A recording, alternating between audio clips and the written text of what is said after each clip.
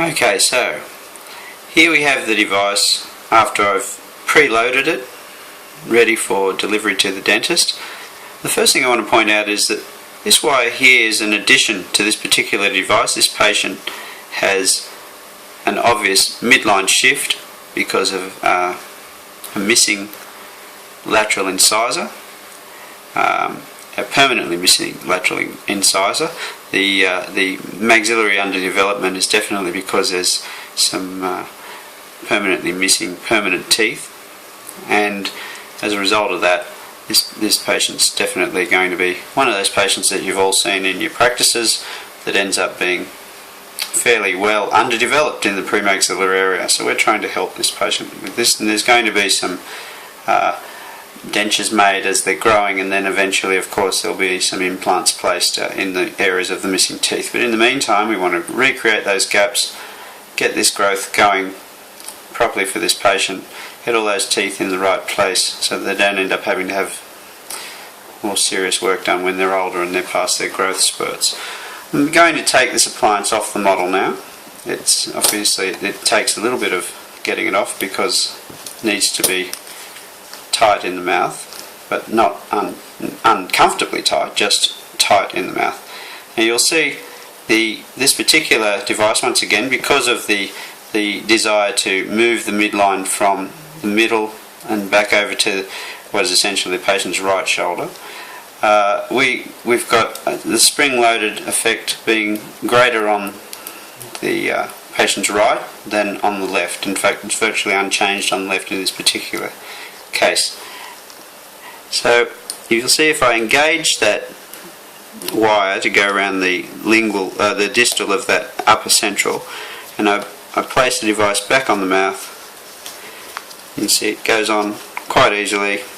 The springs will engage underneath the composite lumps, and the pads will engage against the premaxilla, just like in the mouth. It will be as it is on this model.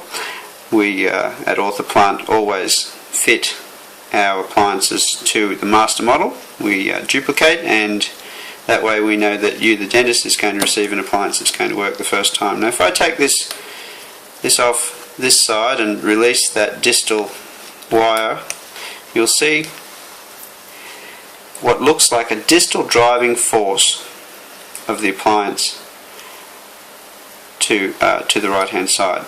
But of course there's always an equal and opposite force, so in fact this appliance is going to essentially end up, if you can see the ghosting of the appliance over and above the existing dentition, you'll see the amount of advancement already in the appliance, all ready to go before any screws get turned.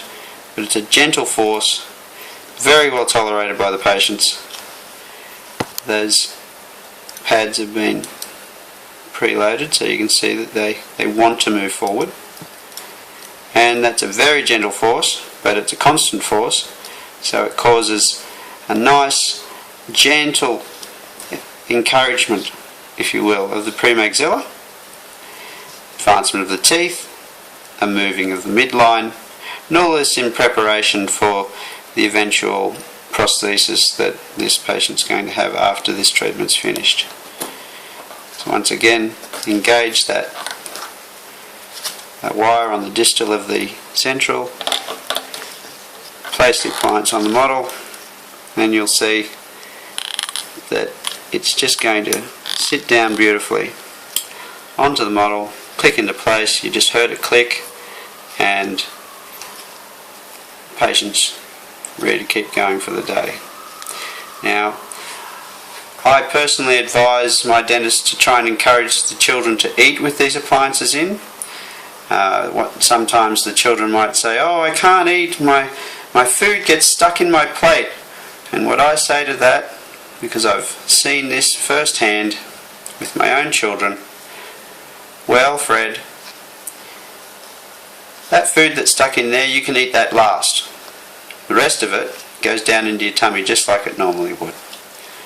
And after they get used to that, which is after the first meal, with positive encouragement from the parents, there is happy as Larry, or in my case Fred, to actually eat with their appliance in, take it out, clean it, put it back, and continue.